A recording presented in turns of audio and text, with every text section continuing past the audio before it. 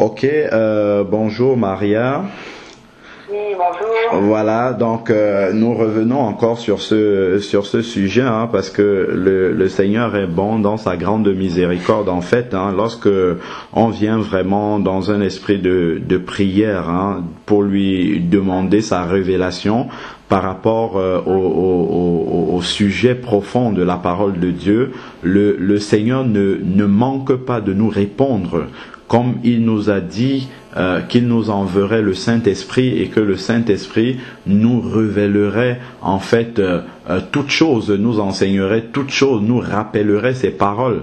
Donc lorsqu'on vient comme ça au Seigneur, on lui pose une question, on s'attend à lui, le Seigneur va commencer à nous expliquer et même aller au-delà de ce qu'on lui a demandé. Donc nous avions commencé hier un message justement sur l'identité de Jésus et le Seigneur m'a encore apporté quelques éclairages justement sur le mystère de Christ. Donc on va continuer justement à explorer encore ce mystère-là, sachant que la parole de Dieu en fait est comme un diamant. Tu vois, le diamant en fait a plusieurs facettes. Donc, selon là où la lumière réfléchit, on a une vision du morceau de diamant, et après, quand la lumière réfléchit sur une autre face, on a une autre vision. Donc, effectivement, la parole de Dieu est aussi comme ça. Le Seigneur peut l'éclairer sur différents angles pour nous amener toujours plus loin dans la révélation de sa parole. Donc on va prier pour remettre ces quelques instants de partage encore de sa parole, toujours sur le sujet de qui est Jésus, entre les mains du Seigneur. Éternel Dieu Tout-Puissant, Père, nous voulons te confier encore ces moments entre tes mains. Seigneur, je te prie vraiment de nous conduire par ton Esprit Saint dans tout ce que nous allons faire, dans tout ce que nous allons dire. Seigneur Dieu, que notre bouche soit inspirée par toi seulement et que ça soit seulement, Seigneur Dieu, ta pensée que nous puissions prononcer. Père, nous comptons uniquement sur toi parce que, Seigneur, nos pensées humaines ne sont pas capables, Seigneur Dieu Tout-Puissant, de sonder la profondeur même de la révélation de ta parole, Seigneur. Voilà pourquoi, Seigneur Dieu, si ce n'est pas toi qui nous la révèle, Seigneur Dieu, nous ne pouvons pas la comprendre. Que ton nom seul soit béni, Seigneur, et que toute la gloire te revienne au nom de Jésus-Christ. Amen. Amen. Alors, donc, le premier aspect, en fait, sur lequel je voulais m'appuyer encore, c'est vraiment cette relation de Dieu, du Père, de Christ et avec le Saint-Esprit. Voilà, donc c'est un peu cet aspect-là que je voulais, que le Seigneur m'a mis à cœur qu'on puisse encore approfondir. Donc, si nous prenons la parole dans le psaume 22 au verset 3. Dans ma Bible, c'est le verset 4. Psaume 22, verset 3 ou 4. Parce que des fois, il y a des versets qui se chevauchent comme ça. Donc, le verset dit, « Pourtant tu es saint, tu sièges au milieu des louanges d'Israël. » Donc, je vais lire même à partir du verset 2 pour qu'on comprenne bien le tu là, c'est qui? Mon Dieu, pourquoi m'as-tu abandonné? Mes paroles plaintives sont loin de me procurer le salut.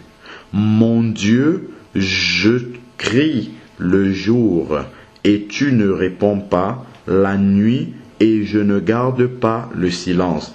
Pourtant tu es saint. Donc on comprend bien que le tu là est mis pour mon Dieu.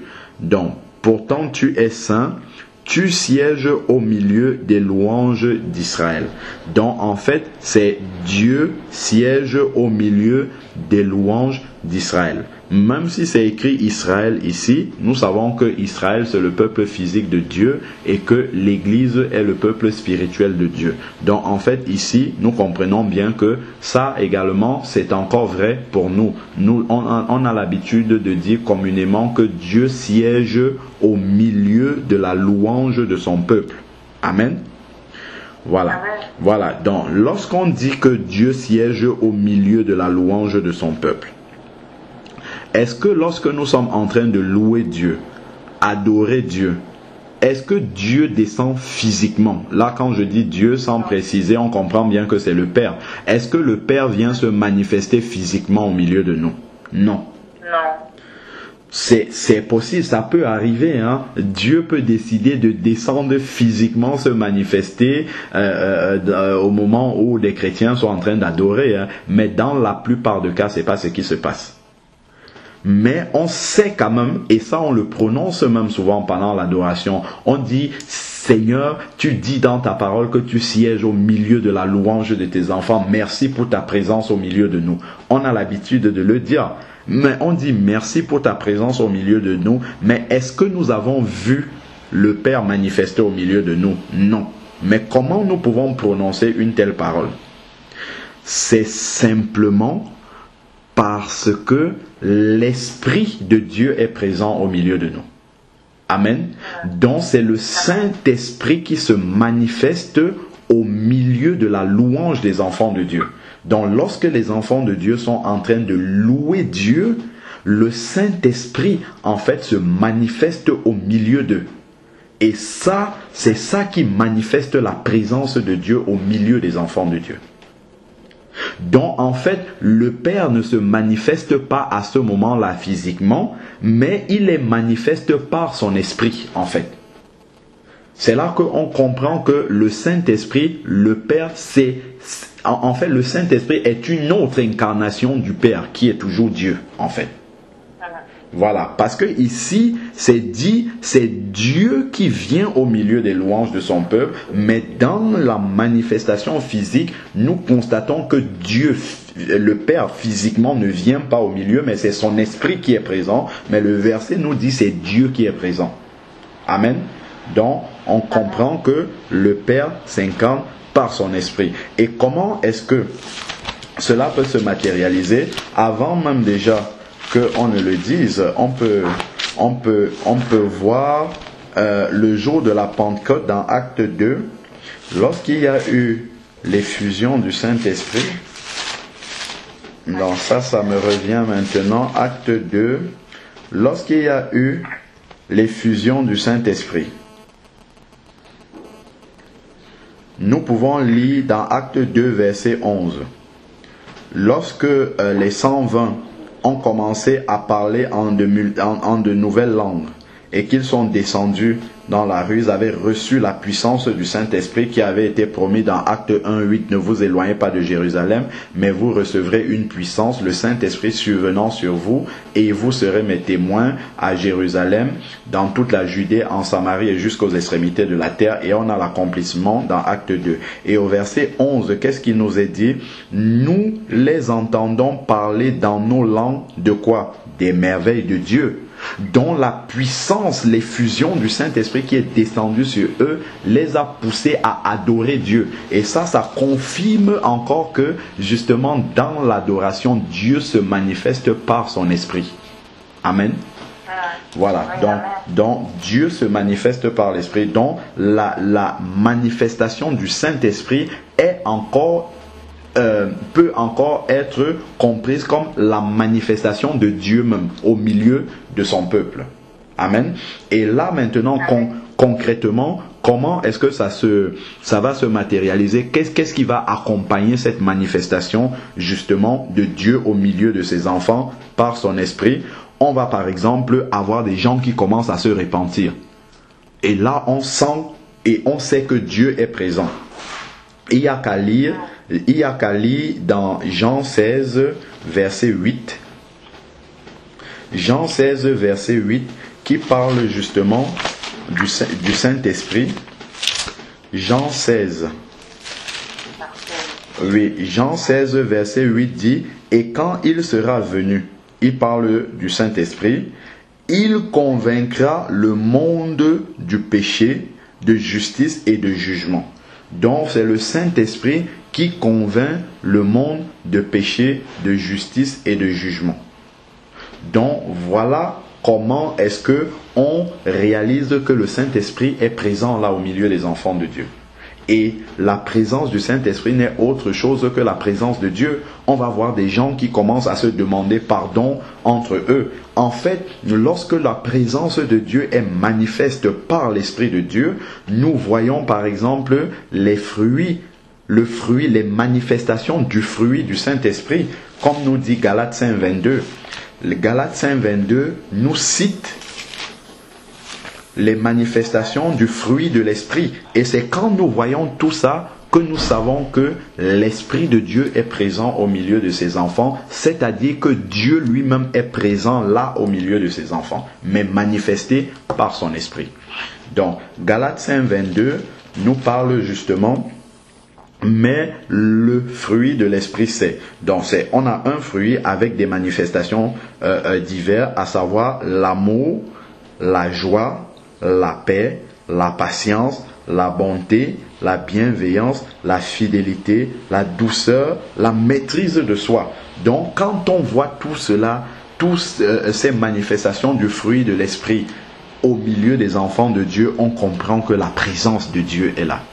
On a l'habitude de dire la présence de Dieu était là. Mais en réalité, on n'a pas vu Dieu physiquement, mais on a ressenti son esprit présent au milieu de nous. Donc on comprend bien que Dieu c'est aussi son esprit. Donc non seulement les manifestations du fruit de l'esprit seront là, mais on aura aussi les dons de l'esprit qui vont se manifester. Les fruits de l'esprit seront là, mais les dons de l'esprit aussi seront manifestés. Il y a des gens pendant l'adoration comme ça qui peuvent commencer à parler de nouvelles langues.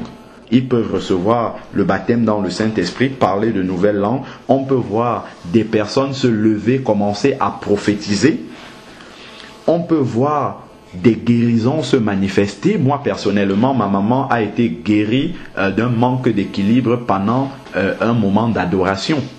Elle avait complètement perdu l'équilibre suite au diabète qu'elle a.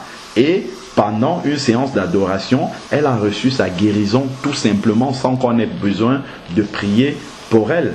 Mais est-ce que Dieu est descendu physiquement pour le faire? Non, mais son esprit était manifesté au milieu des enfants de Dieu et c'est son esprit qui s'est posé sur elle, sur le malade et qui a guéri.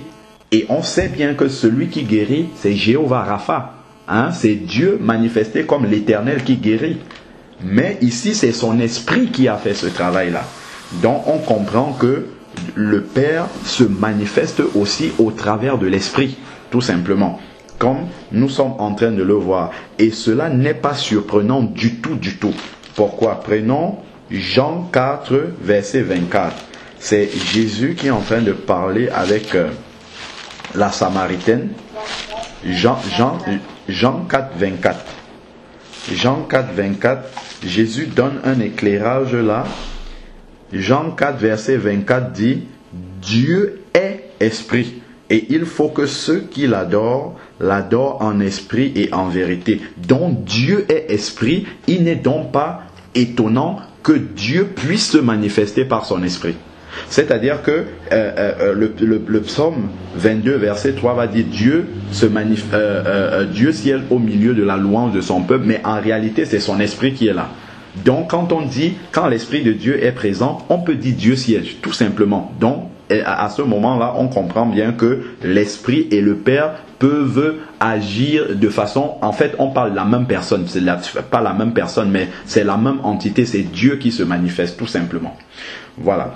Donc, maintenant, on peut avancer. On va prendre maintenant par rapport au Fils, par rapport à Jésus. Prenons Matthieu 18. Oui, Matthieu 18, verset 20.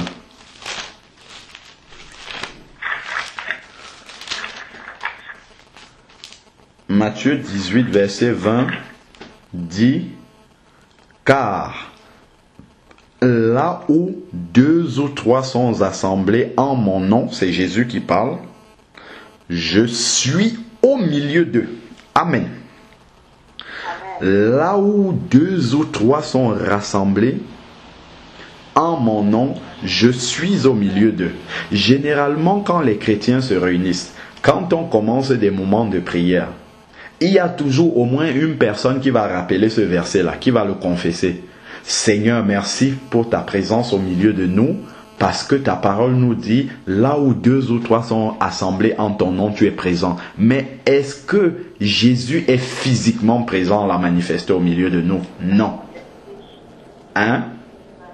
Jésus n'est pas physiquement manifesté au milieu de nous, mais nous disons merci Seigneur pour ta présence au milieu de nous. En réalité, c'est son esprit qui est présent au milieu de nous.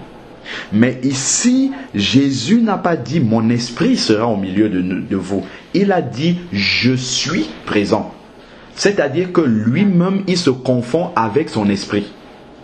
Est-ce que tu comprends? C'est-à-dire que le Saint-Esprit présent au milieu des enfants de Dieu, ça veut dire que Jésus lui-même, il est présent là. Amen. Et ça vient renforcer ce qu'on avait lu hier dans Matthieu 28, verset 20, où il a dit « Et voici, je suis avec vous tous les jours jusqu'à la fin du monde. » Mais nous savons que Jésus n'est pas physiquement... C'était Matthieu 28 au verset 20. Là où il a dit, allez faites de toutes les nations des disciples. Après, il a dit, les baptisons au nom du Père, du Fils et du Saint-Esprit. Et il a terminé en disant, et voici, je suis avec vous tous les jours jusqu'à la fin du monde. Donc, en fait, ça nous rappelle en fait que la présence de Jésus, c'est son esprit. Là où 2 ou 3 sont réunis en mon nom, je suis au milieu d'eux. En fait, c'est l'esprit de Jésus, le Saint-Esprit présent au milieu des enfants de Dieu qui manifeste la présence de Jésus. Et dans le verset 20 de Matthieu 18, il n'a pas dit « Mon esprit sera présent au milieu de vous », mais il a dit « Je suis ». Donc, il se confond carrément à son esprit. Donc, on comprend bien que Jésus est aussi manifesté par le Saint-Esprit. Voilà, donc Jésus et son esprit sont un. C'est une seule personne. Et il choisit de se manifester comme il veut. Soit il se manifeste physiquement, soit il se manifeste par son esprit. On a vu par exemple dans Jean 20, après la résurrection de Jésus, qu'il est venu physiquement au milieu des disciples. Jean 20, verset 19. Jean 20, verset 19. Le soir de ce jour qui était le premier de la semaine, les portes du lieu où se trouvaient les disciples étaient fermées, par crainte qu'ils avaient des Juifs. Jésus vint et, debout au milieu d'eux, il dit que la paix soit avec vous. Donc, on voit bien ici que Jésus, cette fois-ci, il est venu là physiquement au milieu de ses disciples, après sa résurrection. Mais maintenant, il dit, là où 2 ou 3 sont réunis en mon nom, là, je rappelle Matthieu 18 au verset 20, je suis au milieu de vous, je suis au milieu d'eux, mais en fait, en réalité, c'est son esprit qui est présent au milieu de nous. Et nous savons que si tu prends par exemple un dimanche matin, il y a des centaines et probablement même des milliers de cultes qui se déroulent simultanément. Des centaines et des milliers de réunions de chrétiens, de vrais chrétiens qui se déroulent en même temps. Et partout où c'est en train de se dérouler, sont en train de se dérouler ces réunions-là, Jésus est présent dans toutes ces réunions-là au travers de son esprit. Ce qui nous rappelle encore l'omniprésence de Jésus, l'omniprésence de Dieu, parce que ce verset-ci, il ne s'applique pas dans une seule réunion à la fois, il peut s'appliquer, c'est-à-dire Matthieu 18, verset 20, peut s'appliquer dans de multiples et même des milliers de réunions de chrétiens à la fois. Donc, ce qui nous rappelle encore que Dieu, Jésus, est omniprésent. Donc, la théophanie qu'on a eue lors du baptême de Jésus, c'est pas une surprise. Dieu peut se manifester, se multiplier comme ça, être simultanément à beaucoup d'endroits au même moment. Dans ce cas de figure, au travers de son esprit. Donc, souvent, lorsque les gens sont dans des réunions chrétiennes, on entend souvent dire je sens la présence de Dieu était forte dans notre réunion. Est-ce que c'est parce qu'ils ont vu Dieu? Non, pas du tout. C'est toujours pareillement comme lors de l'adoration, c'est au travers de la présence de son esprit qu'on a ressenti la présence justement de Jésus même, ou même de Dieu. Donc c'est au travers du Saint-Esprit. Et quand tu vas prendre 2 Corinthiens 3,17, on l'a déjà cité, c'est écrit littéralement, le Seigneur c'est l'Esprit. Le Seigneur c'est l'Esprit. Autrement, Jésus c'est le Saint-Esprit. C'est clairement écrit, et ici, Matthieu 18, verset 20, vient nous confirmer encore comment cela se passe. Amen. Voilà. Donc, on comprend encore l'identité de Jésus ici par rapport au Saint-Esprit. Jésus se manifeste aussi au travers du Saint-Esprit. La présence même du Saint-Esprit est la présence de Jésus directement. Donc, si je prends maintenant Apocalypse 3, verset 20.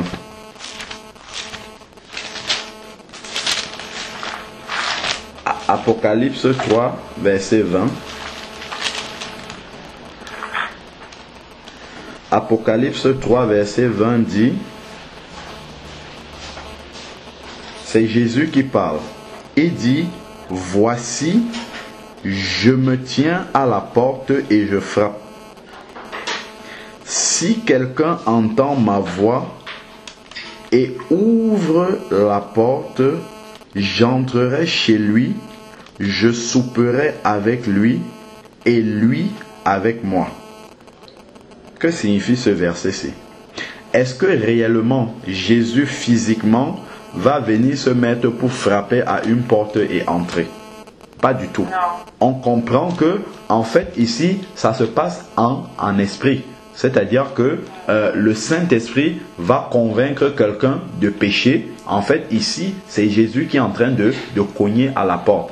Et si la personne se repent de son péché et reçoit Jésus dans sa vie, effectivement, le Saint-Esprit va venir habiter en cette personne-là. Et parce que le Saint-Esprit va habiter en cette personne-là, ça veut dire que Jésus est entré dans cette personne, et c'est ce qu'il dit, j'entrerai et je souperai avec lui et lui avec moi. Donc désormais, cette personne-là sera habitée par le Saint-Esprit, c'est-à-dire habitée permanemment par la présence de Jésus. Tu comprends encore que là encore, on voit que Jésus et le Saint-Esprit sont un. C'est-à-dire que Jésus peut se manifester. Il n'a pas dit, c'est mon esprit qui entrera en lui. Il dit, j'entrerai et je souperai. Mais on voit que dans la pratique, en fait, ce n'est pas un Jésus manifesté physiquement qui va entrer, mais son esprit qui va entrer, justement, s'installer dans la personne. Amen. Donc, et ça, concrètement, comment ça se passe? On peut lire 1 Corinthiens 3, verset 16. 1 Corinthiens 3, verset 16.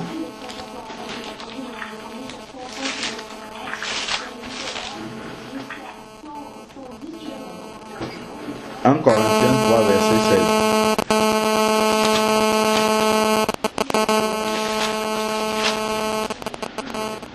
Corinthiens 3, 16. Ne savez-vous pas que vous êtes le temple de Dieu et que l'Esprit de Dieu habite en vous? Donc voilà comment matériellement le verset d'Apocalypse 3, 20 se concrétise. Voilà comment il s'accomplit dans une vie. C'est que le Saint-Esprit vient habiter dans un corps, et ce corps-là devient le temple de Dieu. Voilà, regarde même encore ce qui est écrit ici. Là. C'est écrit, vous êtes le temple de Dieu. Ici, il ne dit même pas le temple du Saint-Esprit. Il dit le temple de Dieu. Qu'est-ce que ça veut dire? Par rapport à Apocalypse 3, 20, où Jésus a dit, j'entrerai et je souperai avec lui. C'est-à-dire, c'est Jésus.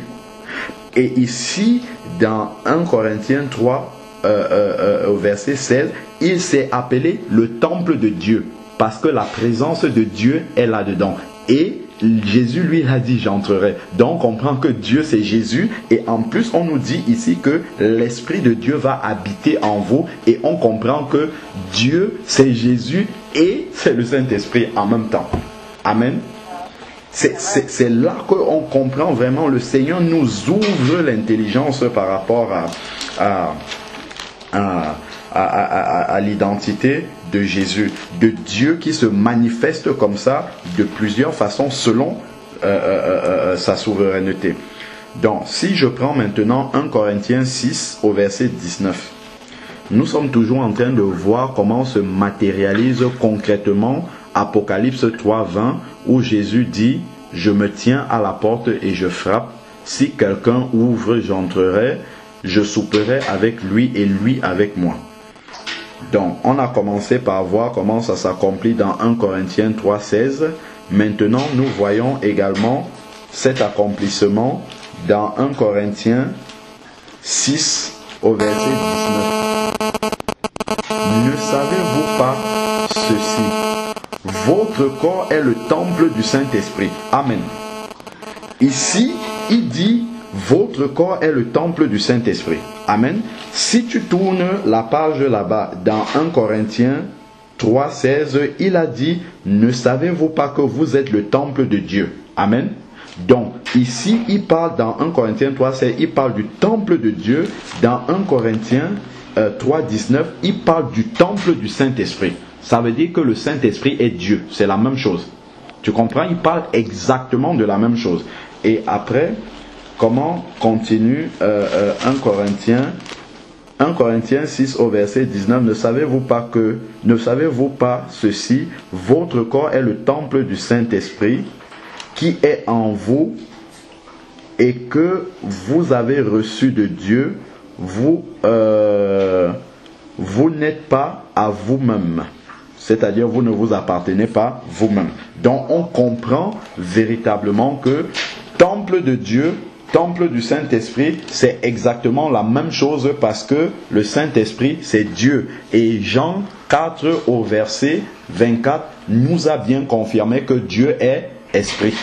Amen. Donc, le Saint-Esprit n'est autre chose que Dieu et en même temps, c'est Jésus, étant donné que Apocalypse 3:20 nous dit bien que Jésus se tient à la porte et frappe, et si quelqu'un ouvre, il entre, et on comprend bien que c'est quelqu'un qui est en train d'accepter Jésus dans sa vie. Prenons maintenant 2 Corinthiens 6 au verset 16.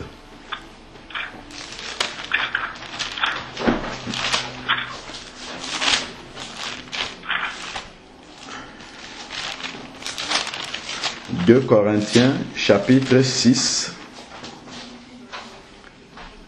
verset 16. Verset 16. Oui, frère, tu sais, avant la fin, lorsque je sais pas quand nous aurons fini, quand tu vas finir de donner les passages, Oui. je vais te dire justement, en fait, là j'ai très bien compris le moment où, comment dire, par rapport au fait que, comment dire, que Jésus est Dieu, le Père, Dieu et le Fils ne sont plus les mêmes personnes. Oui. Mais en fait, là où ce que je ne saurais pas, que je n'arrive toujours pas à essayer d'expliquer, si on me pose cette question en me disant oui, Maria, tu dis ça, mais pourquoi est-ce que ce que je n'arrive toujours pas à trouver comme explication à donner, c'est si on me pose la question à savoir pourquoi dans ce cas Jésus il s'adresse au Père. J'essaie de trouver les mots, mais les mots me manquent en fait par rapport à cette explication-là aussi. D'accord, ok. Donc je finis juste et puis on va revenir dessus. Alors donc 2 Corinthiens 3, 2 Corinthiens 6, 16. 2 Corinthiens 6 verset 16. Quel contrat d'alliance entre le temple de Dieu et les idoles? Donc ici encore, il utilise la même expression que 1 Corinthiens 3, 16.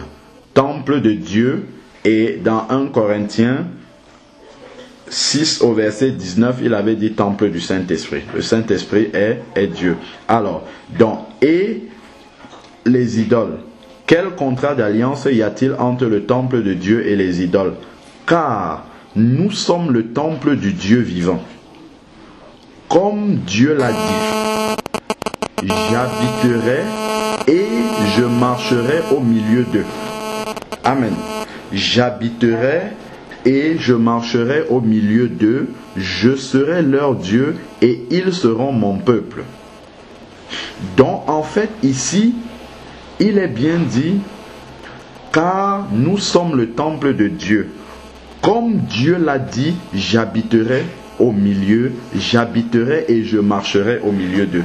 C'est-à-dire que quand Dieu dit que j'habite au milieu d'eux et je marche au milieu d'eux, c'est Dieu lui-même qui parle, mais en réalité, nous sommes le temple du Saint-Esprit. Ça, comment est-ce que Dieu habite et marche au milieu de nous? Au travers de son esprit qui vit en nous. Donc, la présence de Dieu est en fait matérialisée par le Saint-Esprit, manifestée par le Saint-Esprit qui vit en nous. Donc, autrement dit, Dieu est le Saint-Esprit qui vit en nous en fait. C'est ça qui accomplit ce verset-ci dans notre vie et c'est pour ça que nous sommes le temple du Saint-Esprit. Amen.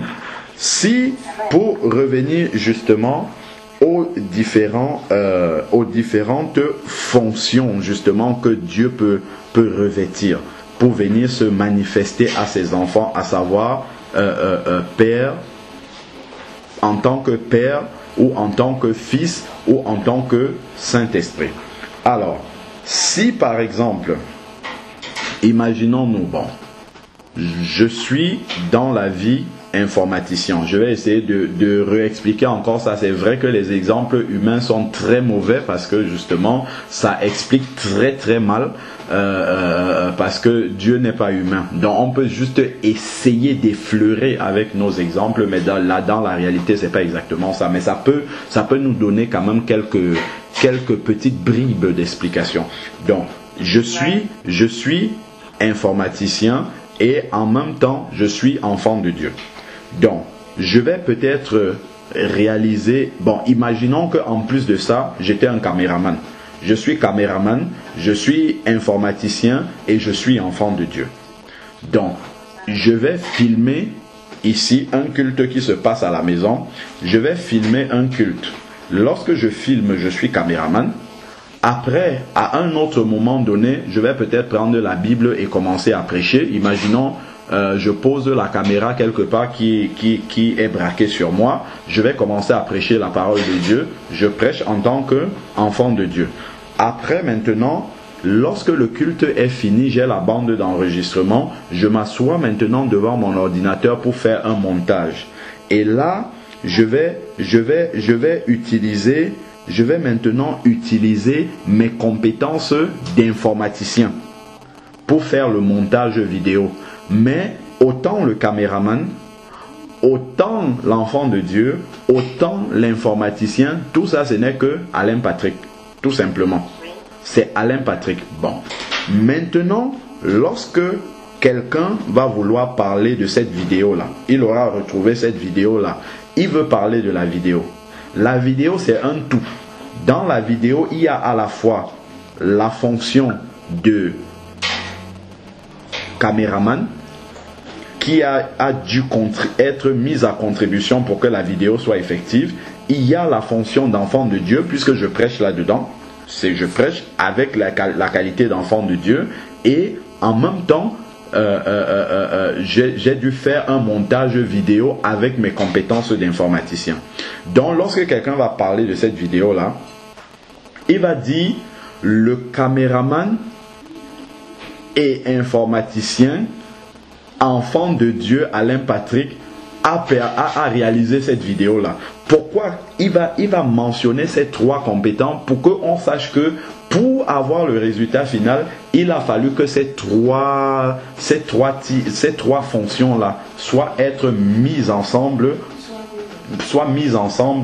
pour avoir le résultat final. Voilà pourquoi la parole de Dieu va toujours tenir jusqu'au livre de l'Apocalypse là-bas, qu'on parle bien du Père, qu'on parle séparément du Fils et qu'on parle séparément du Saint-Esprit, parce que dans chacune de ces attributions, chacun de ces attributs-là de Dieu, il manifeste une fonction particulière. Il a un travail particulier à faire. Il a un rôle particulier à jouer à ce moment-là. Mais on comprend que ce n'est que Dieu qui se manifeste comme ça dans ces trois fonctions ou ces trois attributs. Je prends un autre exemple maintenant. imaginons que tu sois étudiant. Bon, je t'ai collé cette effigie là, pourtant je ne sais pas la vérité. Imaginons que tu sois étudiante en comptabilité. Je prends toujours cet exemple. Tu es étudiante en comptabilité, tu es membre d'une église de bâtiment, disons. Tu es membre d'une église de bâtiment dans laquelle il y a une trésorerie et toi tu fais la comptabilité de l'église.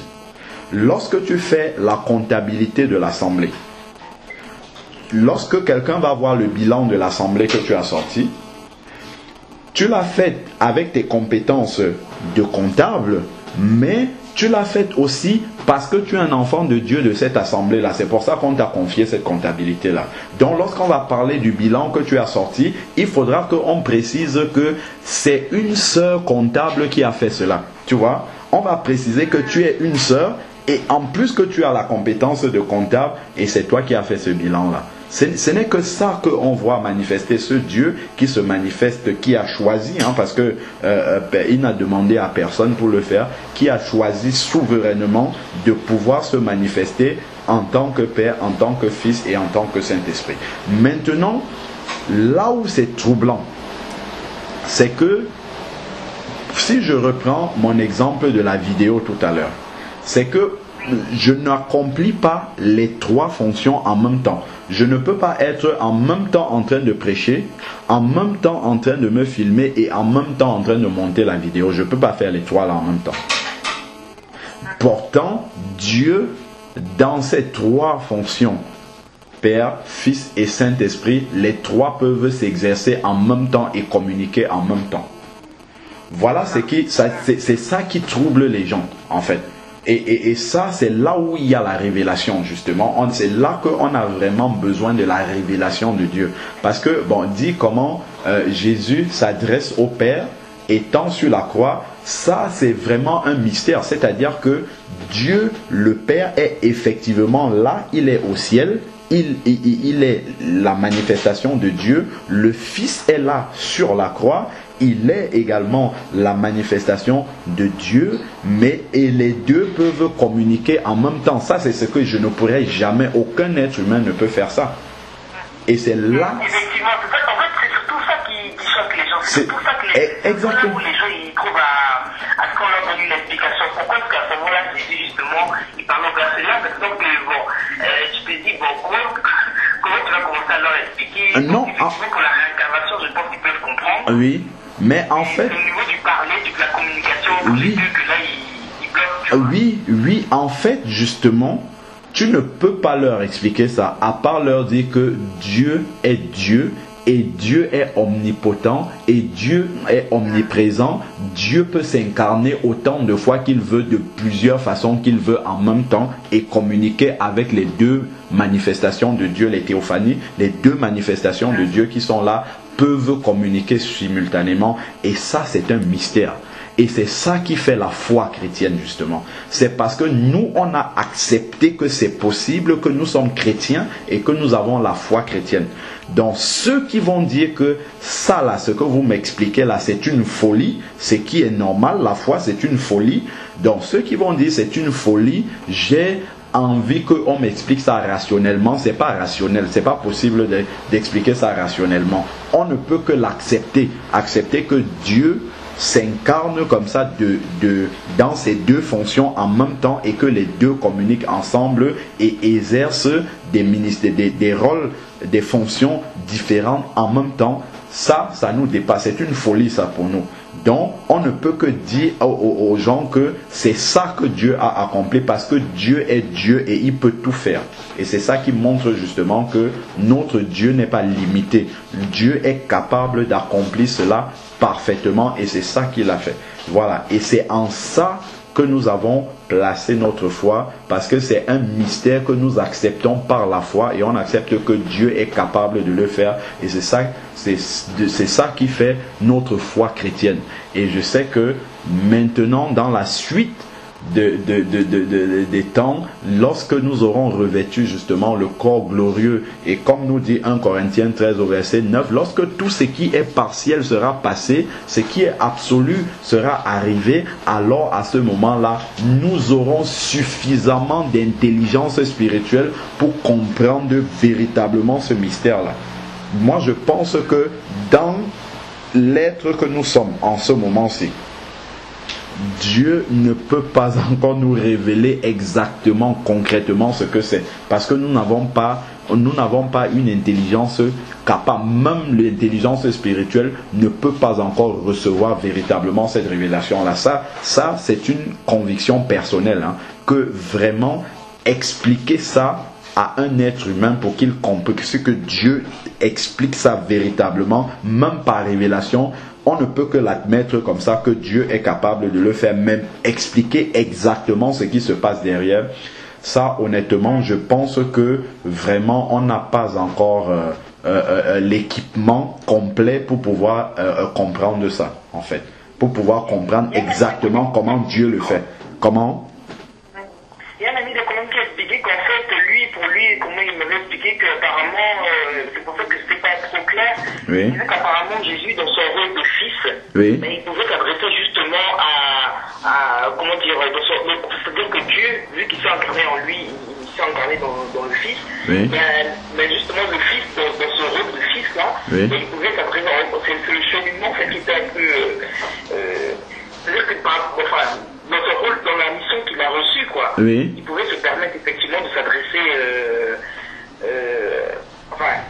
je sais pas comment, c'est pour ça, c'est là que vraiment j'ai percuté effectivement.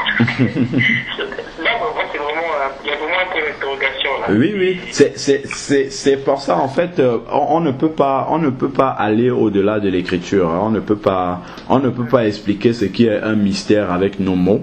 On peut simplement comprendre que c'est effectivement le Dieu qui peut s'incarner comme ça dans deux rôles et les exercer en même temps. On ne peut que admettre cela, en fait, quoi, que c'est toujours Dieu, c'est le même, c'est pas deux personnes différentes, ou comme on explique là, la Trinité veut expliquer, c'est le même Dieu qui s'incarne comme ça en deux et qui dans ces deux fonctions et qui les fait communiquer en même temps, quoi. Et ça c'est un mystère. Voilà, donc on ne peut pas aller au-delà du mystère. Comme le verset de Deutéronome, je crois, qui nous dit que les choses cachées sont à Dieu et les choses révélées sont à l'homme. Donc si Dieu voulait nous révéler ça, ou si il va nous révéler, le moment viendra où il va révéler cela. Mais pour l'instant, je ne pense pas que ça soit vraiment complètement démystifié. Ça, c'est quelque chose dans lequel il restera encore vraiment des zones d'ombre pour pouvoir expliquer ça de façon complète, quoi. Je ne pense pas qu'on puisse l'expliquer, à part l'admettre. On ne peut pas expliquer ça de façon complète, quoi. Voilà. Ok, donc on va prier. Hein. Là, j'en ai terminé. On va prier juste pour remettre ce complément encore vraiment que le Seigneur nous a apporté par rapport à la relation du Père avec le Saint-Esprit, du Fils avec le Saint-Esprit. On a bien compris au travers de ces versets-là que c'est toujours Dieu qui se manifeste de ces façons-là, quoi. Voilà. Seigneur Père, merci encore pour ces moments de partage de ta parole que tu nous as donné. Merci pour ces différentes facettes encore de la parole que tu nous as montrées pour que nous puissions grandir toujours plus dans la révélation de ta parole. Père, nous voulons te prier que tu continues toujours à nous faire grandir, Seigneur, davantage. Nous voulons te remettre toutes les personnes, Seigneur Dieu, qui vont pouvoir écouter cet enregistrement, que vraiment tu les instruises encore en profondeur, Seigneur Dieu, que là où, Seigneur Dieu, nous n'avons pas percuté, là où le Saint-Esprit n'a pas éclairé suffisamment dans notre intelligence, Seigneur Père, que toi tu puisses éclairer dans les cœurs des personnes, Seigneur Dieu, qui vont écouter ce message, Seigneur Père, et que toi-même tu descendes et que tu te révèles, Seigneur Dieu, en profondeur à ces personnes-là, parce que nous avons compris que Christ ne peut être que révélé, Seigneur Dieu Tout-Puissant. Nous ne pouvons pas expliquer Christ, mais il se révèle révèle, Seigneur Dieu, fais-le dans le cœur de toutes les personnes, Seigneur Dieu, qui écouteront cet enseignement. Que ton nom soit béni, que ton nom soit exalté. Aide-nous toujours à grandir dans le mystère de Christ, Seigneur Dieu Tout-Puissant, au nom de Jésus-Christ. Amen. Amen. Donc effectivement, ça paraît très très mystérieux, et c'est un mystère que le Père puisse parler avec le Fils. Donc quand Jésus à la croix, il dit Père, Père, Père, pourquoi m'as-tu abandonné? Donc là, on peut pour comprendre que c'est pas quelque chose d'inhabituel, que Dieu, dans sa fonction de Père et de Fils, que les deux fonctions puissent communiquer en même temps.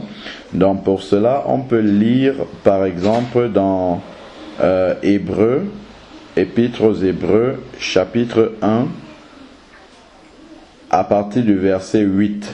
Il est dit, mais au Fils il dit, ton trône, ô Dieu, est éternel, et le sceptre de ton règne est un sceptre d'équité. Donc on comprend bien, mais au Fils il dit, donc c'est Dieu qui parle au Fils, donc le Père parle au Fils, on peut dire ça, on peut le comprendre comme ça.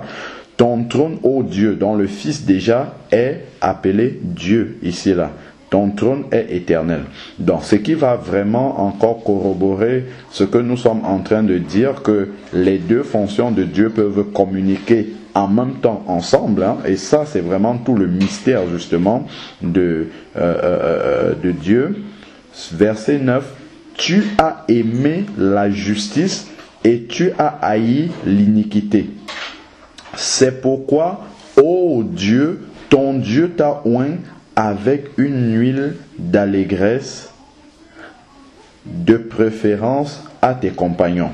Ô Dieu, ton Dieu t'a oint. Donc on voit ici, on pourrait être tenté de dire qu'il y a deux dieux. Non, en fait, il s'agit d'un seul. Le Père parle au Fils. Ô Dieu, ton Dieu t'a oint. Donc on comprend bien que Dieu, dans son attribut, dans sa fonction de Père, peut communiquer en même temps avec l'attribut Fils sans que cela ne pose aucun problème. Et c'est ce qui s'est passé au moment justement où Jésus était à la croix. Et ça, il ne faut pas oublier Exode 20 au verset 3 qui dit « Tu n'auras pas d'autre Dieu devant ma face ». Donc quand il dit « Oh Dieu, ton Dieu », c'est un seul Dieu qui est en train de parler dans deux fonctions différentes. Les deux communiquent en même temps. Et c'est ça vraiment le mystère qui ne peut être que admis, en fait. On doit l'admettre, et c'est ça véritablement qui fait notre foi. Voilà. Ok, que Dieu soit béni et qu'il nous permette de grandir vraiment dans la révélation de sa parole, et que ce qui doit être accepté par la foi, que nous l'acceptions, et les mystères, nous comprenons bien que les choses cachées sont à Dieu et les choses révélées sont aux hommes. Voilà, que Dieu soit béni. Amen.